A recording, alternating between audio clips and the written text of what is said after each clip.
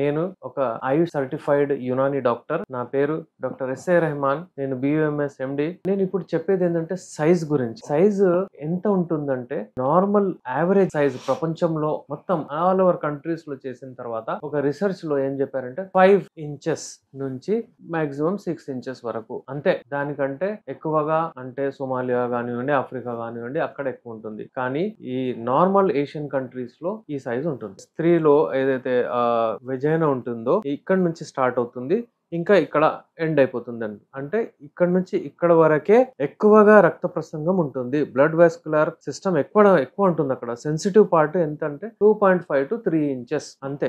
అయితే ఒకవేళ మీ అంగము 3 inches 3.5 inches ఉన్నా గానీ అది ఇనఫ్. అది అక్కడనే అంతే, ఇక్కడే భావిప్రాప్తి కలుగుతుంది. ఎవరైతే ఈ మాస్టర్బేషన్ అంటే హస్తప్రయోగం లాంటివి చేస్తారో వాళ్ళకు ఏమవుతుందంటే నార్మల్ ఈ నరాలు వీక్ అయిపోయి దీని అంగం, ఫర్ ఎగ్జాంపుల్ ఇది పురుషాంగం అనుకోండి, ఈ అంగం ఇక్కడ నుంచి రూట్ నుంచి చాలా అంటే కొంచెం థిన్ అయిపోతుంది అనమాట. ఇది సైజ్ స్మాల్ గా అనిపిస్తుంది, చిక్కిపోతుంది అనమాట. అయితే వాళ్ళు ఏమంటారంటే మా సైజ్ తక్కువ అయిపోయింది, మాకు ప్రాబ్లం అవుతుంది, ఎక్కువ కావాలన్నట్టు వాళ్ళ మైండ్ లో సెట్ అవుతుంది. మీకు ఎంత ముందు ఉండే అలాగే సైజ్ వస్తుంది ఇప్పుడు, కానీ కొంచెం హెల్దీ అవుతుంది అనమాట. స్ట్రాంగ్ అయిపోతుంది మీ అంగము, మంచిగా గట్టిగా పడుతుంది.